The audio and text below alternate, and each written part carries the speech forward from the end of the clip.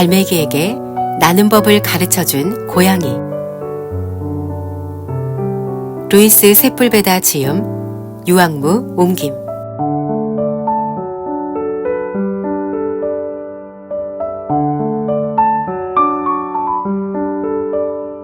갈매기, 캥가.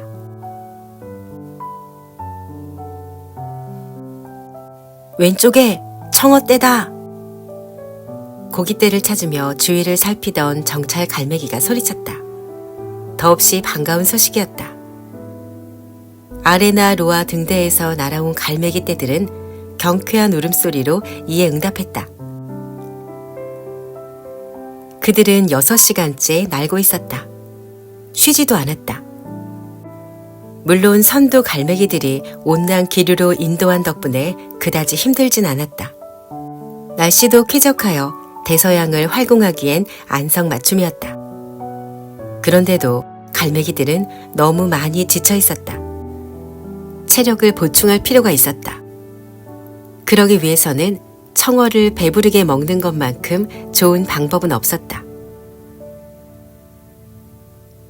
갈매기들은 북방해의 엘바강 어귀를 비행하고 있었다. 넓은 바다로 나가서 전 세계 항구로 뿔뿔이 흩어지기 위해 순서를 기다리는 크고 작은 배들이 많이 보였다. 그 배들은 인내력 좋고 잘 훈련된 바다 동물들처럼 차례로 열지어 항구에 정박해 있었다. 은빛 날개를 자랑하는 갈매기 캥가는 선박의 깃발들을 관찰하는 걸 좋아했다. 그래서인지 그는 그 깃발들 하나하나가 서로 다른 나라의 언어들로 쓰여졌으며 같은 물건이라도 나라와 언어에 따라서 서로 다른 이름으로 부른다는 사실도 알고 있었다. 인간들이란 꽤나 복잡한 동물이야. 우리 갈매기들은 세계 어디서나 똑같은 말 한마디면 다 통하는데 말이야. 캥가는 같이 날고 있는 동료에게 말을 걸었다. 글쎄 말이야, 그렇게 복잡한데도 사람들이 서로 이해하고 말이 통할 수 있다는 건 더 희한한 일이지. 동료 갈매기도 이해할 수 없다는 투였다. 해안선 저 멀리로 진녹색 풍경이 보였다. 드넓은 초원이었다. 바람을 타고 느릿느릿 돌고 있는 풍차 날개가 보였고 방파제 아래에서는 양떼들이 평화롭게 풀을 뜯고 있었다. 이윽고 선두 갈매기는 무리에게 하강 지시를 내렸다. 그러자 갈매기들은 기다리기라도 했다는 듯이 앞다투어 하강하기 시작했다. 엄청난 양의 청어떼 위로 날카로운 부리를 앞세우며 돌진했다.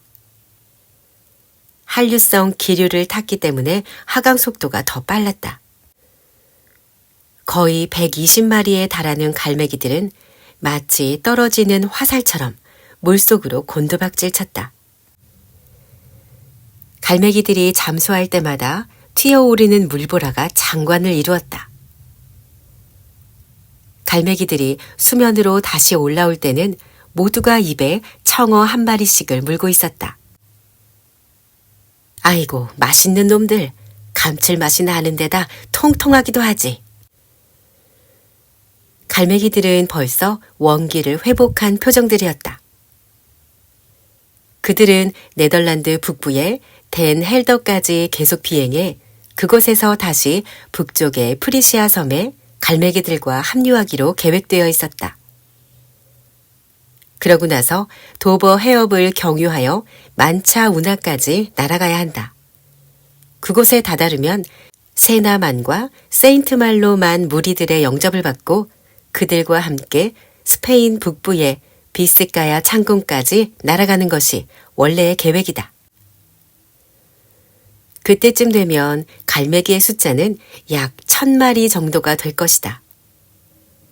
그들이 이동하는 모습은 마치 빠른 속도로 움직이는 은빛 구름 같을 것이다. 게다가 베아일의 섬, 올레논 섬, 마치차코 곳, 아우곳, 빼냐스 곳의 갈매기 무리들과 합치면 그 수는 이루 헤아릴 수 없이 많아질 것이다.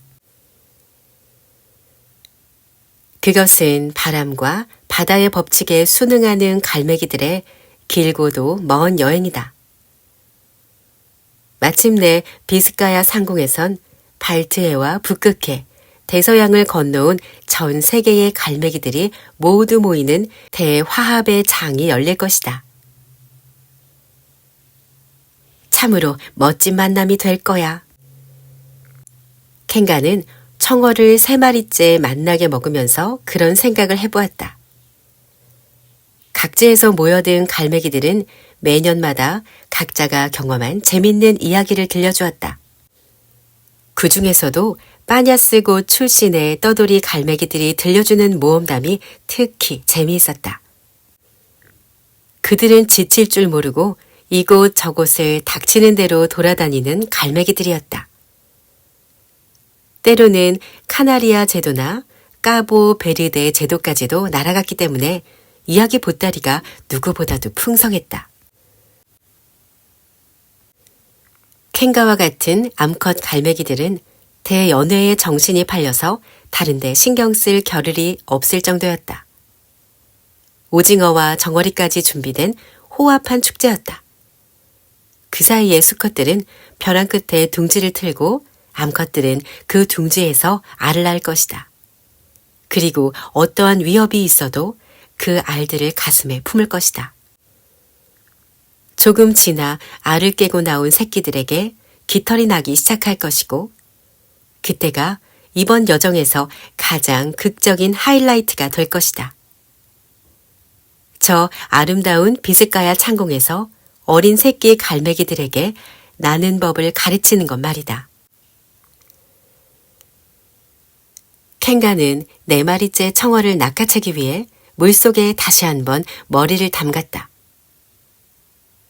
바로 그 순간 하늘을 뒤흔드는 긴박한 위험 신호가 울려 퍼졌다. 그러나 켄가는 물속에 있었으므로 그 소리를 듣지 못했다. 오른쪽을 조심해! 비상이다! 다들 위로 올라와! 얼마 후 켄가가 물속에서 머리를 들었다. 그러나 그 넓디 넓은 바다에는 켄가만이 외롭게 남아있었다.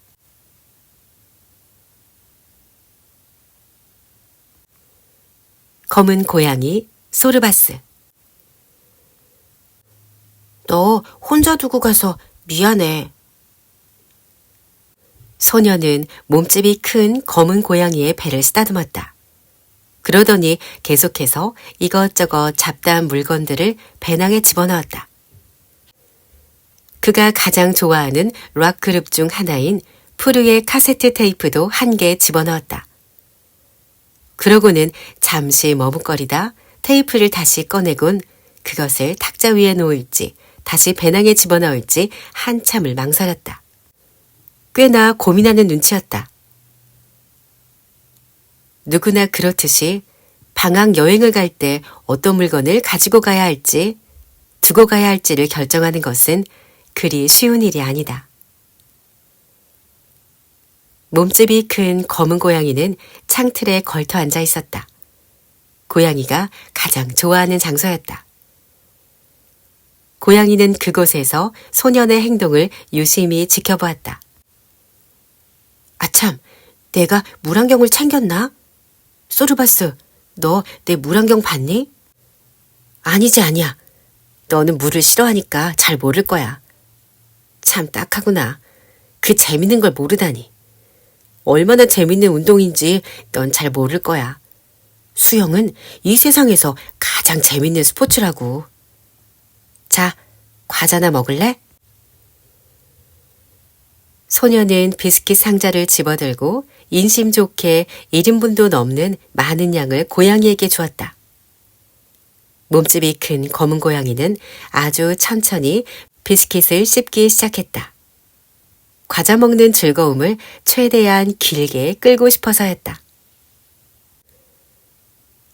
참 맛있는데 날 생선내가 나는군. 훌륭한 꼬마야. 고양이는 비스킷을 입안에 가득 넣은 채로 생각했다. 훌륭한 꼬마라고? 아니야, 이 세상에서 최고지. 고양이는 입안에 든 비스킷을 꿀꺽 삼키면서 생각을 바로잡았다. 몸집이 큰 검은 고양이 소르바스가 소년에 대해 이렇게 생각하는 데는 여러 가지 이유가 있었다. 소년은 그 맛있는 과자를 사기 위해 한 달 용돈을 거의 다 쓸 뿐만 아니라 소르바스의 집 바닥에 작은 자갈들을 깔아줘 편안하게 쉴 수 있게 배려해 주었다. 또한 소르바스의 용변기도 항상 깨끗이 닦아주었다. 중요한 문제들에 대해선 소르바스에게 충고도 해주었다. 실수를 하더라도 윽박지르지 않고 잘 타이르면서 가르쳤다. 그들은 종종 발코니에 함께 앉아 시간을 보냈다. 한 번은 끊임없이 분주한 함부르크 항구의 모습을 바라보며 소년이 고양이에게 이렇게 말한 적도 있었다. 소르바스야, 저 배 보이지? 너 저 배가 어디서 오는지 아니? 저 배는 리비아에서 오는 거야. 그 나라는 아프리카에 있는데 아주 재밌는 나라란다. 예전에 흑인 노예였던 사람들이 세운 나라거든. 난 이 다음에 커다란 범선의 선장이 되어 리비아로 갈 테야. 너도 데리고 갈게, 소르바스. 너는 훌륭한 바다 고양이가 될 거야. 내가 확실하게 보증하지. 소녀는 항구에 사는 모든 아이들과 마찬가지로 배를 타고 먼 나라로 여행하는 것이 꿈이었다. 몸집이 큰 검은 고양이는 야옹거리며 그의 이야기를 듣고 있었다. 바다 물살을 헤치며 천천히 다가오는 거대한 범선을 지그시 바라보면서 그렇다. 소르바스는 소년에게 깊은 애정을 느끼고 있었다. 또한 소년이 자신의 생명의 은인이라는 사실을 잊지 않고 있었다. 소르바스는 원래 7 형제들과 함께 살고 있었다. 어미 고양이에 젖은 미지근했지만 꽤나 달콤했다. 그러나 7 형제가 늘 배불리 먹을 수는 없었다. 그런데 어느 날 문득 그는 생선 대가리 맛이 어떨지 맛보고 싶었다. 상인들이 커다란 고양이들에게 생선 대가리를 던져주는 모습을 눈여겨 보아왔던 탓이다. 그러나 그것을 통째로 먹어치우려는 생각은 전혀 없었다. 정말이지 그럴 생각은 추호도 없었다. 단지 생선 대가리를 바구니까지 물고 와 형제들에게 보여주며 이렇게 말하려던 참이었다. 이제 엄마 젖은 그만 빨아먹자. 너희들은 엄마가 얼마나 야위었는지 보이지도 않니? 이제 우리들도 생선을 먹자. 한국 고양이들은 생선을 먹는다고. 하지만 그가 집을 떠나기 며칠 전 어미 고양이는 소르바스를 불러 앉히더니 매우 진지하게 말했다. 너는 참으로 기특하고 영민하구나. 참 다행이다. 하지만 집을 나가서는 안 돼. 내일이나 모레쯤이면 사람들이 와서 너와 네 형제들의 운명을 결정할 거야. 그들은 틀림없이 너희들에게 멋진 이름을 지어줄 거다. 너희들의 먹이도 충분히 보장해 줄 거고. 너희들이 항구에서 태어난 것은 커다란 행운이란다. 항구 사람들은 고양이를 사랑하고 보호해 주거든. 사람들이 우리들에게 바라는 것은 오직 한 가지. 쥐를 쫓는 거지. 그렇단다, 얘야. 항구의 고양이가 된다는 것은 매우 큰 행운이야. 그렇지만 너는 누구보다도 조심해야 한다. 너는 불행하게 될지도 모르는 운명을 타고났기 때문이지. 얘야, 너도 알다시피 네 형제들은 모두가 회색 바탕에 호랑이 줄무늬 털이지. 하지만 너는 턱수염 밑에서 반짝이는 흰털 뭉치를 조금 빼고는 완전히 검은 털인 채 태어났단다. 사람들 중엔 검은 고양이가 불운을 가져온다고 믿는 사람도 있단다. 얘야, 그러니 넌 절대로 집을 나가서는 안 된다. 그러나 그때만 해도 조그맣고 동그란 석탄 덩어리 같았던 소르바스는 마침내 어미고양이의 말을 안 듣고 가출을 시도했다. 무엇보다도 그는 생선 대가리 맛이 어떤지 알고 싶었다. 그리고 집 바깥의 세상이 어떻게 생겼는지 몹시 궁금했고 세상의 일부라도 직접 보고 싶었다. 소르바스는 집에서 그리 멀리 나가지 않았다. 꼬리를 바싹 세워 흔들면서 총총걸음으로 생선이 있는 곳으로 찾아갔다. 얼마 후 고개를 옆으로 삐딱하게 기울이고 따뜻한 햇볕을 받으며 졸고 있는 커다란 새의 앞을 지나쳤다. 그 새의 모습은 꽤나 우스꽝스러웠다. 부리 밑에는 커다란 모이주머니가 달려 있었다. 그런데 몸집이 작은 검은 고양이는 갑자기 자신의 네 발이 땅에서 점점 멀어져 간다고 느꼈다. 무슨 일인지 영문도 모른 채 자신이 허공에서 허우적거리고 있었다. 아등바등 거려봤자 소용이 없었다. 소르바스는 정신을 가다듬었다.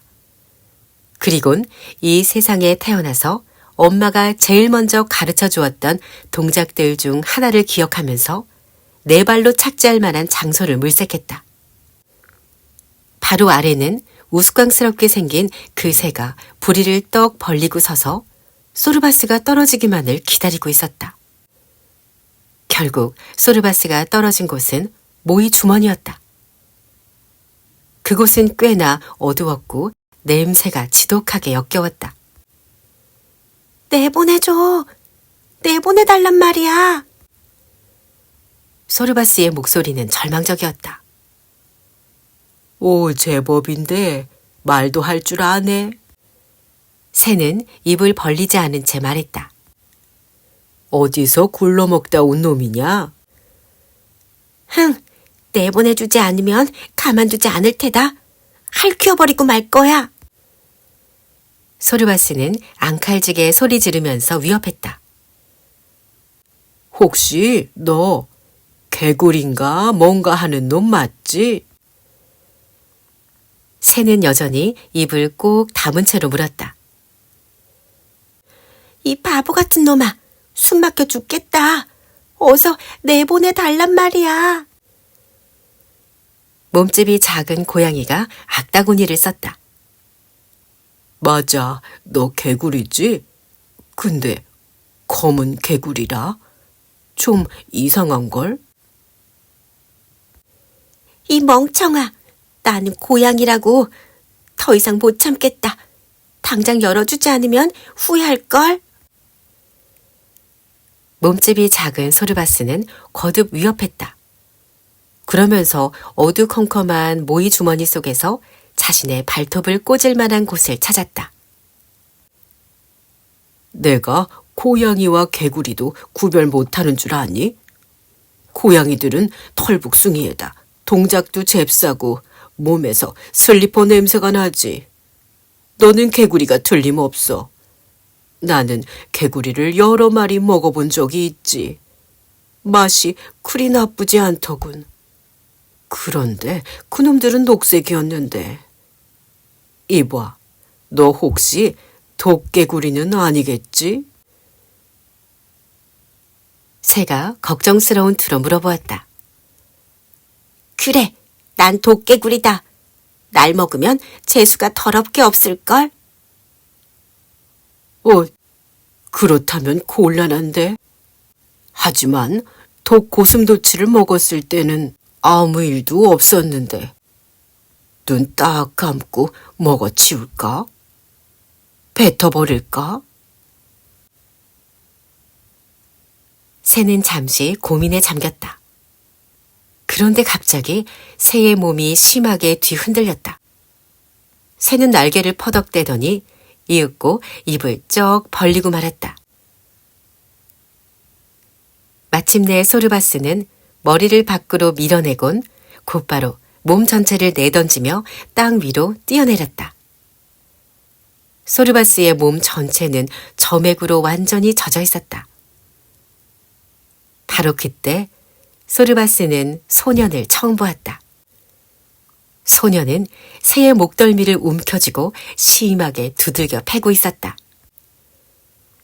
이 바보 같은 펠리컨, 넌 눈도 없니? 장님이냐고. 이리 온 고양이야. 불쌍한 것 같으니라고. 하마터면 저놈의 뱃속에서 끝장날 뻔했구나. 소년은 고양이를 팔에 안으면서 토닥거렸다. 소년과 고양이의 우정은 이렇게 시작되었다. 그렇게 우연히 시작된 둘 사이의 우정이 벌써 5년째 계속되고 있었다. 소년이 그의 머리에 입맞췄다. 소르바스는 그제야 회상에서 깨어났다. 소년은 배낭을 메고 문까지 걸어가더니 고양이를 혼자 두고 가는 것이 못내 아쉬운지 한 번 더 작별 인사를 했다. 4주 후에 보자, 소르바스. 매일매일 너를 생각할게. 약속. 소르바스, 안녕. 안녕, 뚱땡이. 소년의 동생 둘도 고양이에게 아쉬운 작별 인사를 했다. 몸집이 큰 검은 고양이는 이중 자물쇠로 된 현관문이 닫히는 소리가 들리자 식구들이 멀리 떠나는 것을 다시 한번 보기 위해 창문 쪽으로 뛰어갔다. 창문에선 길이 훤히 내다보였다. 몸집이 큰 검은 고양이는 모처럼 편안하게 숨을 내쉬었다. 앞으로 4주 동안은 내 세상이다. 그러나 이웃집에 사는 소년의 친구가 매일 올 것이다. 소르바스에게 통조림 먹이도 주고 작은 자갈이 깔린 고양이 집을 깨끗이 청소해 주러 말이다. 어쨌든 이제는 의자와 침대에서 왔다 갔다 하며 이리 뒹굴 저리 뒹굴 게으름을 피우고 농땡이도 칠 수 있게 되었다. 발코니에 나가 지붕에도 기어오르고 그곳에서 늙은 밤나무 가지로 뛰어오를 수도 있을 것이다. 게다가 앞마당까지도 내려갈 수 있다. 앞마당은 동네의 고양이 친구들과 종종 만나서 놀던 곳이었다. 결코 지루하지 않을 거야. 결코. 몸집이 큰 검은 고양이 소르바스는 신나는 상상을 하며 즐거워했다. 그러나 안타깝게도 앞으로 수시간 내에 어떤 일이 벌어질지 미처 깨닫지 못하고 있었다. 그래서 소르바스는 마냥 즐거워할 수 있었다. 검은 파도. 캥가는 다시 하늘로 날아오르기 위해 날개를 쭉 폈다. 그러나 커다란 파도가 몸 전체를 덮어버렸다. 가까스로 물 위로 떠오른 캥가는 머리를 힘차게 흔들어 젖혔다. 눈앞이 칠흑 같은 어둠에 휩싸인 듯 갑자기 아무것도 보이지 않았다. 캥가는 그제야 깨달았다. 자신이 앞을 볼 수 없는 것은 오염된 바닷물의 기름 탓이라는 사실을. 캥가는 날개에 묻은 기름을 물에 씻어보려고 했다. 머리를 물속에 담갔다 뺐다 하기를 여러 차례 반복했다. 허공에서 머리를 세차게 흔들어댄 뒤 다시 눈을 떠보았다. 온통 석유 기름으로 뒤덮인 그의 망막 사이로 마침내 가느다란 햇살 몇 줄기가 비치기 시작했다. 끈끈한 얼룩의 검은 기름은 눈에만 붙어있는 것이 아니었다. 날개와 몸통에도 뒤덮여 날개가 몸통에 찰싹 달라붙어 있었다. 캥가는 움직일 수가 없었다. 그러나 절망하지 않았다. 우선 검은 기름띠의 한가운데서 빠져나가야 한다고 생각했다. 헤엄을 빨리 치기 위해 다리를 힘껏 움직이기 시작했다. 캥가는 온몸의 근육에 경련이 일 정도로 필사적인 노력을 했다. 마침내 기름덩어리의 중심부를 벗어나 비로소 깨끗한 물과 만날 수 있었다. 눈에 묻은 기름을 씻어내기 위해 머리를 물에 담그고 수없이 눈을 깜빡였다. 마침내 눈가의 기름이 어느 정도 사라졌다. 그제야 켄가는 맑은 하늘을 올려다볼 수 있었다. 그러나 눈에 들어오는 것은 바다와 광활한 둥근 하늘 사이에 끼어있는 몇 조각의 구름뿐이었다. 이레나 로아 등대의 갈매기 떼들은 이미 멀리, 저 멀리 날아가고 있을 것이다. 그것은 갈매기 세계의 불문율이었다. 켄가 또한 똑같은 경험을 한 적이 있었다. 어느 해였는지 여하튼 그때도 단체 비행 중이었다. 동료 갈매기 한 마리가 지금의 켄가와 똑같이 기름에 뒤범벅이 된 일이 있었다. 다른 갈매기들은 죽음을 몰고 온 검은 파도에 화들짝 놀라서 모두 피하고 말았다. 켄가도 그 광경을 지켜보고 있을 수밖에 없었다. 하강하여 도움을 주고 싶었지만 자신의 도움이 쓸모없기도 하고 또 불가능한 일임을 깨달았다. 또 동료 갈매기들의 죽음을 보아서는 안 된다는 갈매기 세계의 규율을 존중해야 했다. 결국 도움을 주고 싶은 욕구를 억누를 수밖에 없었으며 동료 갈매기를 눈앞에 두고도 구출하지 못한 채 멀리 날아가야만 했던 슬픈 기억이 되살아났다. 켄가의 날개는 몸에 딱 달라붙어 있어서 더 이상 움직일 수 없었다. 이러한 상태의 갈매기들은 커다란 물고기들에게 더할 나위 없이 손쉬운 먹잇감이었다. 설사 그렇지 않다 하더라도 결국은 천천히 질식해 죽게 될 것이다. 석유 기름이 깃털 사이사이로 파고들어 모든 기공을 막아버리기 때문이다. 이것이 바로 켄가의 운명이었다. 그래서 켄가는 생각했다. 차라리 커다란 물고기의 입속으로 빨리 없어져 버리는 것이 더 나으리라고. 검은 물결, 검은 역신. 켄가는 죽음의 종말을 기다리며 인간들을 원망했다. 그 외에 특별한 방법도 없었다. 그렇다고 해서 모든 인간들을 다 싸잡아 욕해서는 안 되지. 그건 공정치 못한 처사야. 켄가는 힘없이 혼자 뇌까렸다. 그는 은빛 날개로 하늘을 날며 바다를 오염시키는 인간들의 모습을 자주 목격할 수 있었다. 이따금 정박 중인 대형 유조선들은 안개가 짙게 깔린 틈을 이용해서 탱크 속을 청소하기 위해 먼 바다로 나갔다.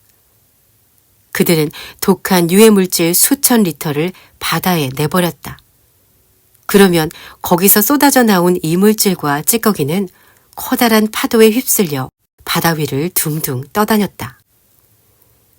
또한 무지개 색깔로 장식한 작은 선박들이 유조선에 가까이 다가가는 모습도 종종 보았다.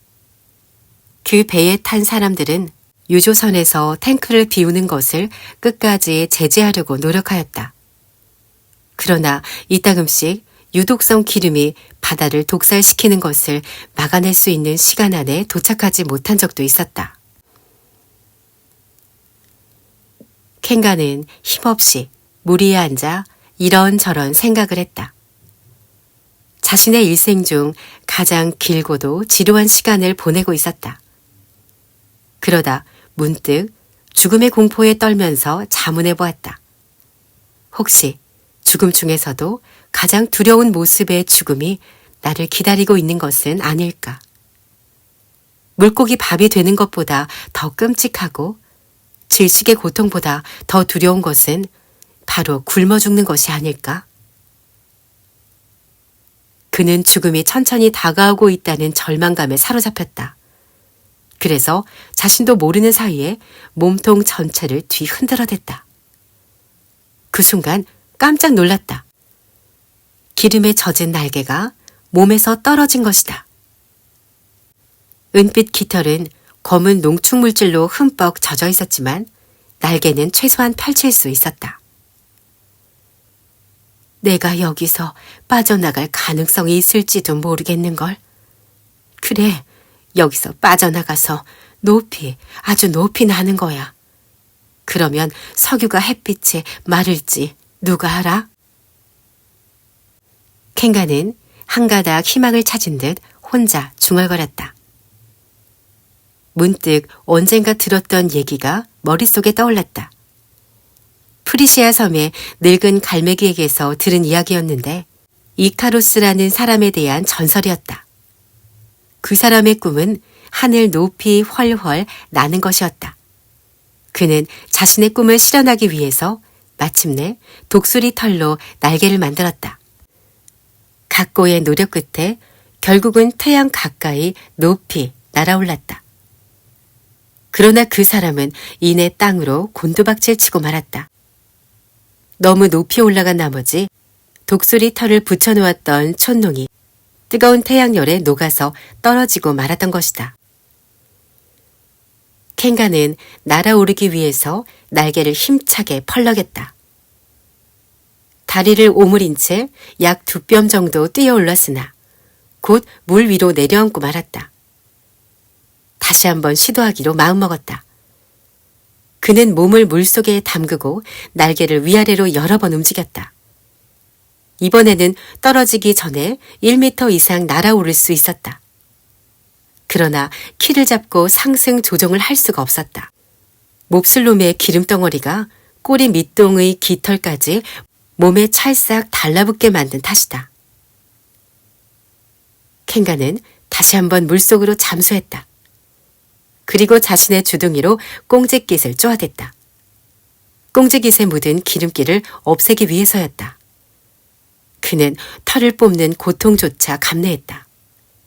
마침내 꽁지깃에 묻은 기름이 말끔히 닦였다. 켄가는 5번 시도한 끝에 간신히 날 수 있었다. 그러나 방향을 마음대로 잡을 수가 없었다. 몸에 달라붙은 기름덩어리의 무게 탓이었다. 절망적이었다. 하지만 날갯짓을 멈출 수는 없었다. 날갯짓을 한 번만 쉬더라도 곧바로 물속으로 떨어질 것이 뻔했기 때문이다. 다행스럽게도 켄가는 아직 젊었기 때문에 근육의 움직임에는 이상이 없었다. 이제 켄가는 어느 정도의 높이를 유지할 수 있게 되자 날개를 펄럭이지 않고 아래쪽을 내려다보았다. 해안선은 흰 선처럼 곱게 그어져 있었다. 바다에는 배 몇 척이 움직이고 있었는데 파란색 천 위에 수놓아진 그림처럼 작게 보였다. 켄가는 고도를 더 높였다. 하지만 그가 바라던 햇살의 효과는 기대 이하였다. 아마도 햇살이 너무 약하던가 아니면 기름이 너무 두껍게 묻어있던 탓이리라. 켄가는 머지않아 자신의 체력이 다할 것이라는 사실을 알고 있었다. 켄가는 내려가서 쉴 만한 곳을 찾기 위해 구불구불한 엘바강의 녹색 선을 따라 내륙으로 비행했다. 그는 몸이 무거워지고 날개의 움직임이 갈수록 느려지는 것을 느꼈다. 점점 힘이 빠지고 있었다. 더 이상 높게 날 수도 없었다. 이제는 지금의 고도를 다시 회복할 수 없으리라는 절망감이 엄습했다. 하지만 켄가는 눈을 질끈 감고 마지막 힘을 다해 활갯짓을 했다. 얼마 동안이나 눈을 감고 있었는지 알 수 없었다. 켄가가 다시 눈을 떴을 때 자신이 황금빛 첨탑 위를 날고 있다는 사실을 알았다. 산 미겔이다. 켄가는 그것이 함부르크 성당의 탑임을 한눈에 알아봤다. 그러나 켄가는 더 이상 날 수가 없었다.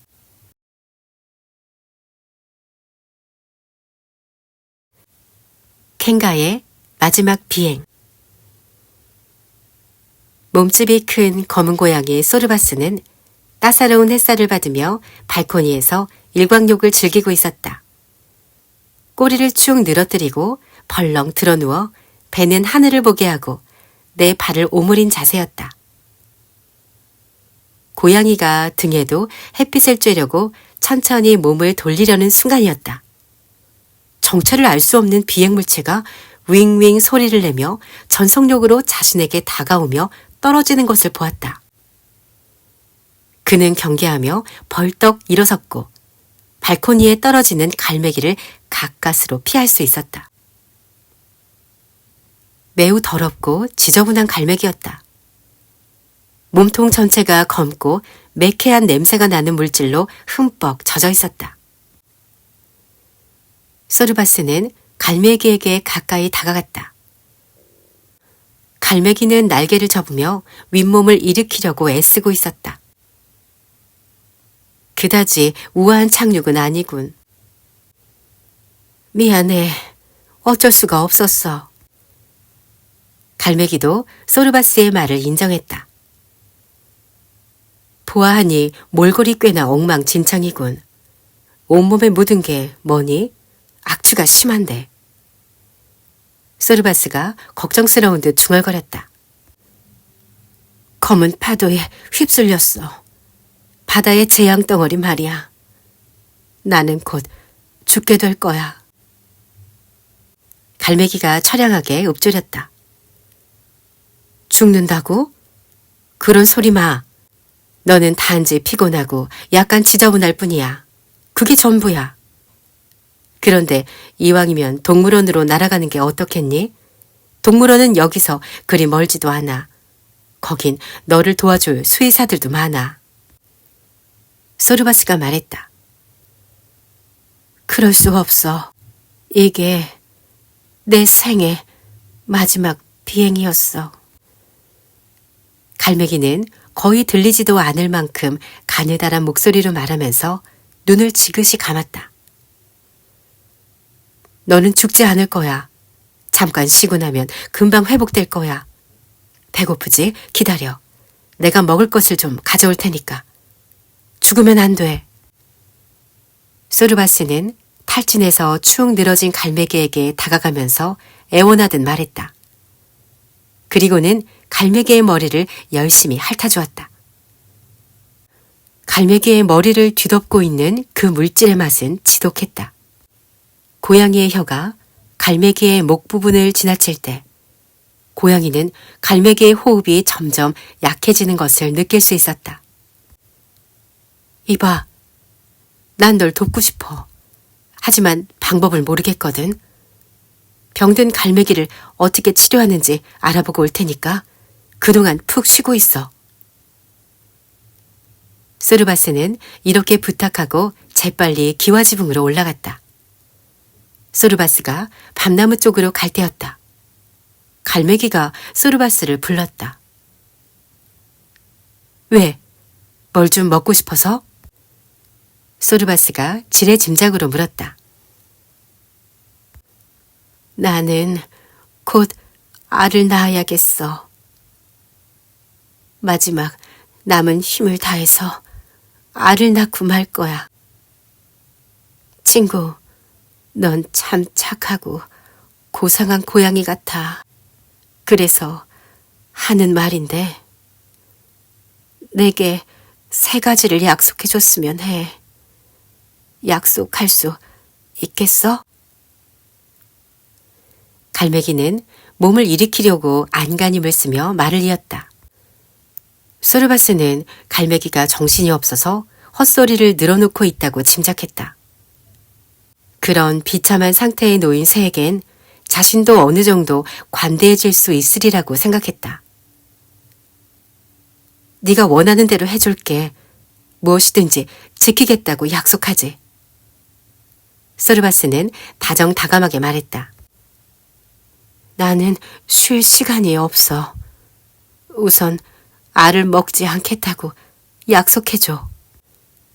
갈매기가 살포시 눈을 뜨며 말했다. 그래, 알을 먹지 않겠다고 약속하지.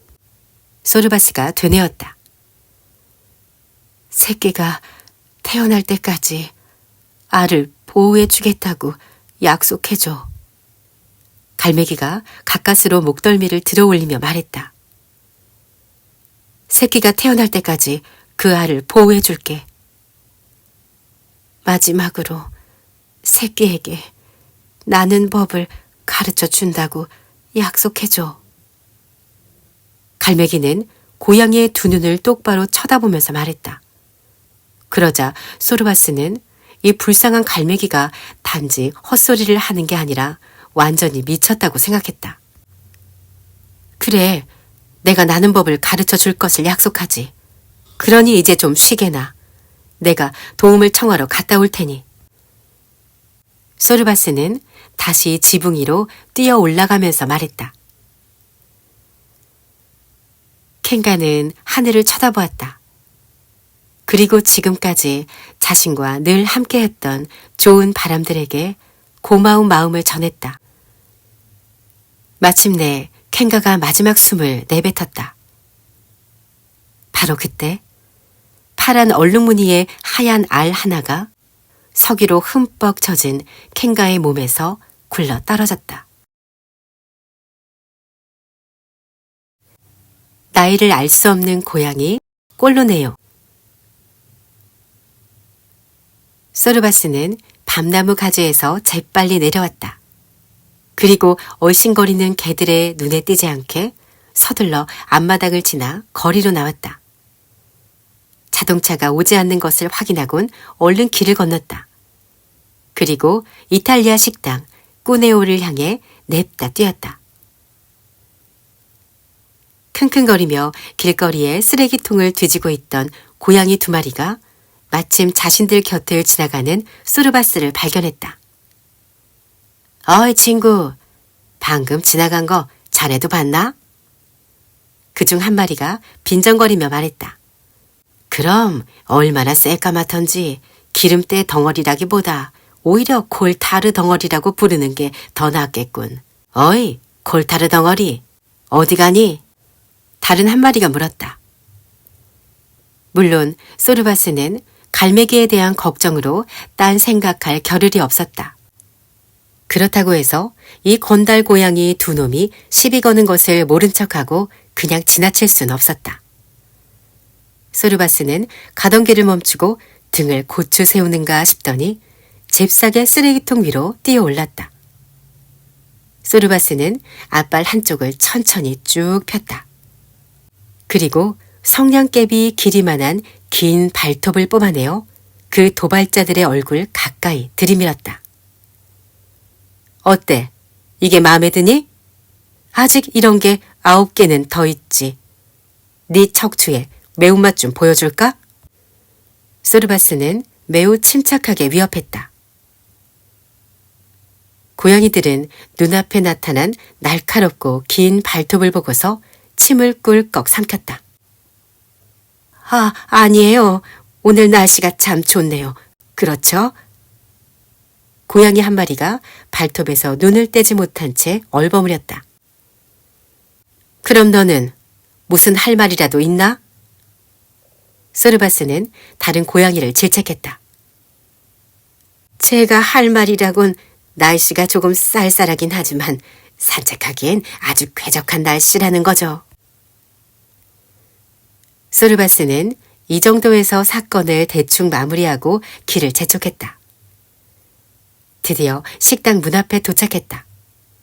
안에는 점심 손님을 받기 위해 웨이터들이 테이블을 정리하고 있었다.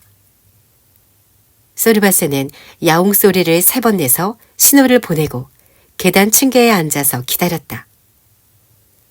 얼마 지나지 않아 세크레타리오가 그의 앞으로 다가왔다. 로마 출신인 세크레타리오는 아주 깡마른 고양이였다. 그의 코 양쪽에는 하나씩 겨우 2가닥의 코수염만이 달려 있었다. 미안합니다만 예약을 안 하신 손님은 모실 수가 없습니다. 이미 10,000원입니다. 세크레타리오가 인사말을 건넸다. 그리고 이어서 무슨 말인가 하려고 했지만 소르바스가 말을 끊었다. 꼴로네오와 얘기했으면 합니다. 매우 급한 일입니다. 급하다고? 항상 급한 일이로군. 어떻게 할지 생각해봐야 하겠지만 위급한 일이라니 할 수 없군. 세크레타리오는 이렇게 말하곤 식당 안으로 들어갔다. 꼴로네오는 나이를 알 수 없는 고양이였다. 어떤 고양이들은 식당 문을 연 횟수와 똑같은 나이라고 하고 또 다른 고양이들은 그보다 훨씬 더 나이를 먹었다고 했다. 그러나 꼴로네오의 나이는 전혀 중요하지 않았다. 왜냐하면 그는 공경에 처한 많은 고양이들에게 조언을 해주는 탁월한 능력을 갖고 있기 때문이다. 비록 그의 조언이 어떤 문제를 꼭 해결하지는 못했다 할지라도 최소한 기운을 북돋워주는 역할을 했다. 꼴로네오는 비록 늙었지만 아직도 항구의 모든 고양이들 사이에선 상당한 권위를 지닌 존재였다. 잠시 후 세크레타리오가 돌아왔다. 나를 따라와. 꼴로네오 씨가 예외적으로 너를 만나주겠대. 소르바스는 세크레타리오의 뒤를 따랐다. 탁자와 부엌 의자들 밑을 지나 창고문에 이르자 문 안쪽으로 나 있는 계단 층계를 뛰어내려갔다. 에이, 제기랄. 하필이면 이 집에서 가장 좋은 샴페인 코르크를 갉아 먹어버리다니. 꼴로네오는 꼬리를 바짝 세우고 샴페인 병 코르크들을 검사하고 있었다. 오, 소르바스, 카로 아미코. 지내하는 친구여. 소르바스를 알아본 꼴로네오는 늘 그랬듯이 이탈리아어로 인사를 했다. 바쁘실 텐데 귀찮게 해드려 죄송합니다만 심각한 문제가 생겨서 당신의 조언이 필요합니다. 소르바스가 용건을 말했다. 무엇이든지 도와주겠네. 카로 아미코. 세크레타리오. 우선 이 친구에게 오전에 먹었던 라자냐 알포르노를 좀 대접하게나. 꼴로네오가 명령조로 얘기했다. 그거 혼자 다 먹어버리고선 무슨 말씀이세요? 저는 맛은커녕 냄새도 못 맡았어요. 세크레타리오가 불만 섞인 목소리로 투덜댔다. 소르바스는 배고프지 않았지만 잊지 않고 감사의 뜻을 표했다. 그리고 곧바로 그간의 사정을 설명했다. 갈매기의 불시착과 가련한 그의 상태, 그리고 어쩔 수 없이 하게 된 약속들에 대해서. 노인 고양이는 조용히 그의 말을 듣고 나서 긴 콧수염을 쓸어내리면서 깊은 생각에 잠겼다. 마침내 중대의 결심을 한 듯 힘차게 말을 꺼냈다. 포르카 미세리아. 이런 가엾고 비참한 일이 있나. 그 불쌍한 갈매기가 다시 날 수 있게 도와줘야겠군. 그래요. 그런데 어떻게 말입니까? 소르바스가 물었다. 가장 좋은 방법은 사벨로 또도에게 상의하는 겁니다. 세크레타리오가 의견을 제시했다. 그것이 바로 내가 하고 싶었던 말일세. 그런데 이 친구 왜 남의 말을 가로채는 거야? 꼴로네오가 항의했다. 그래, 그거 참 좋은 생각이네요. 당장 사벨로 또도를 만나러 가겠어요. 소르바스가 일어서며 서둘렀다. 그러지 말고 우리 모두 같이 가지. 이 항구에선 고양이 한 마리의 문제가 곧 항구 고양이 전체의 문제니까. 꼴로네오가 근엄하게 말했다. 고양이 3마리는 창고를 나왔다. 그들은 항구 앞에 나란히 늘어선 집들의 앞마당을 요리조리 빠져나오며 힘껏 달렸다. 사벨로또도의 집을 향해서. 항구의 이상한 집, 하리 전시장. 사벨로또도는 참으로 말로 표현하기 어려운 곳에 살고 있었다. 처음 보기에는 진기한 물건을 파는 무질서한 상점 같기도 했고 불법 박물관 혹은 쓸모없는 기계들을 모아놓은 창고 아니면 세상에서 가장 혼란스러운 책들이 쌓여있는 도서관 같기도 했다. 또는 이름을 붙이기조차 어려운 도구들을 발명한 어떤 발명가의 실험실 같기도 했다. 그러나 그중 어느 것도 아니었다. 더 자세히 말하자면 그 어떤 것보다도 더한 이상한 곳이었다. 이름하여 항구의 하리 전시장. 크고 늙은 바다늑대라는 별명의 그곳 주인인 하리는 50년 동안 칠대양을 항해한 인물이다. 그는 항해하는 동안 수백 개의 항구에서 다양한 종류의 물건을 수집하는 데 열정을 쏟았다. 그 노인네는 나이가 들자 항해자의 삶에서 육지에 사는 뱃사람의 삶으로 돌아가려고 결심했다. 그래서 정한 거주지가 바로 지금의 그곳이었다. 그리고 그곳에다 평생 모아온 여러 수집품들로 전시장을 연 것이다. 처음에는 항구의 길 한쪽에 있는 3층짜리 집을 임대했다. 그러나 얼마 지나지 않아 진귀한 수집품들을 전시하기엔 그 집이 너무 좁다는 사실을 깨달았다. 그래서 그 옆에 있는 2층짜리 집을 빌렸지만 그 역시 충분하지 않았다. 결국 그는 세 번째 집을 임대하고 나서야 모든 소장품들을 종류와 특성에 따라 배치할 수 있었다. 새 집은 좁은 계단과 통로들로 연결되어 있었다. 새 집에 전시된 물건들을 모두 합하면 약 100만 점은 충분히 될 만했다. 그 중에서 다음의 물건들이 특히 눈에 띄었다. 바람에 날리지 않도록 유연한 챙을 지는 모자 7,200점.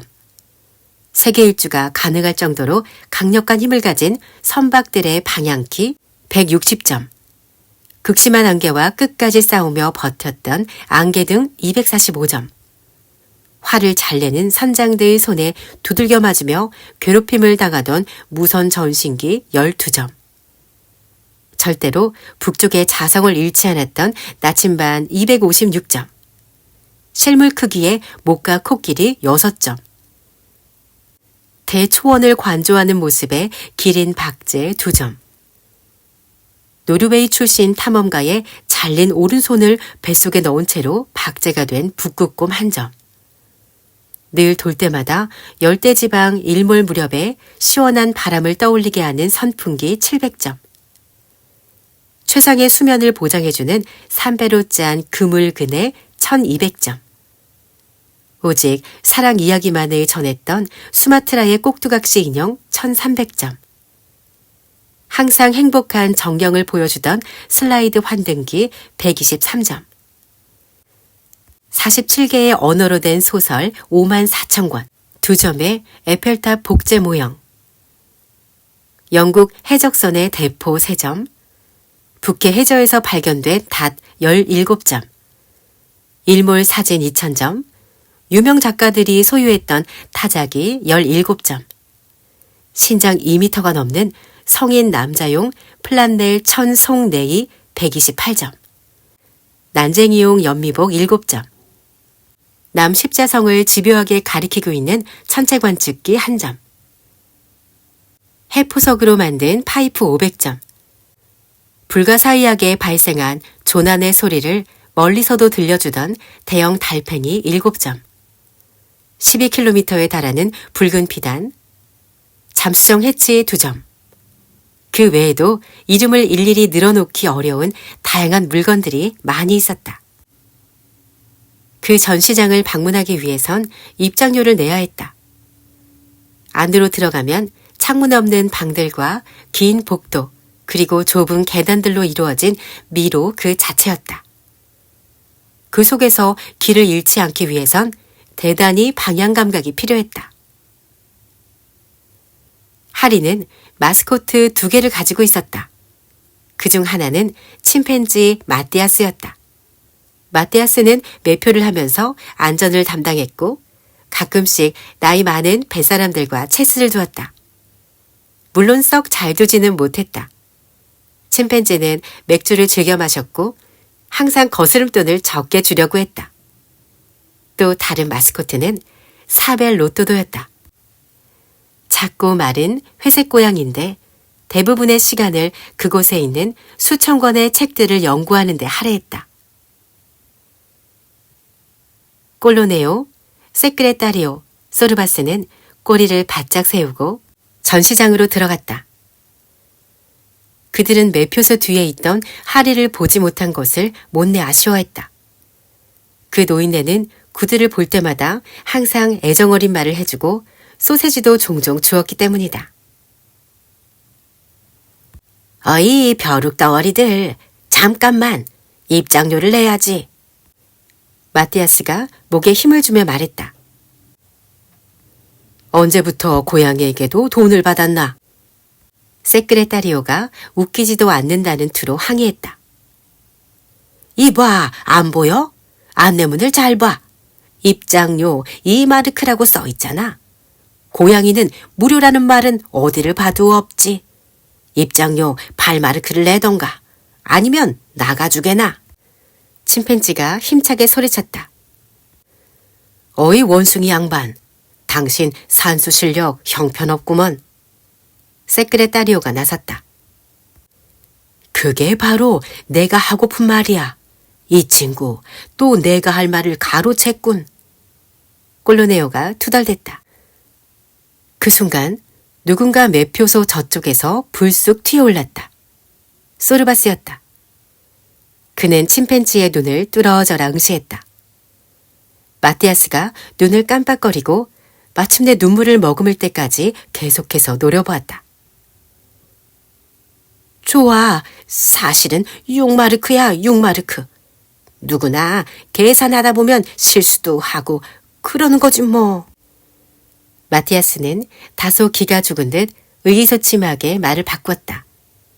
그러나 소르바스는 이야기를 듣는 둥 마는 둥하고 계속해서 째려보더니 급기야는 오른쪽 앞 발톱을 꺼내들었다. 마티아스, 이 발톱을 무척 좋아하나 보구나. 이것 말고도 발톱이 9개나 더 있어. 항상 활짝 까고 다니는 그 시뻘건 엉덩이에 이게 박힌다고 생각해 본 적 있나? 소르바스는 매우 침착하게 그러나 매우 강경한 어조로 협박했다. 좋아, 이번만은 못 본 척 해주지. 그러니까 어서 들어들 가시지. 침팬지는 짐짓 침착한 체하며 그들을 받아들였다. 고양이 3마리는 당당하게 꼬리를 고추 세우고 전시장으로 들어갔다. 그리고 어느새 미로 같은 복잡한 복도에서 모습을 감춰버렸다.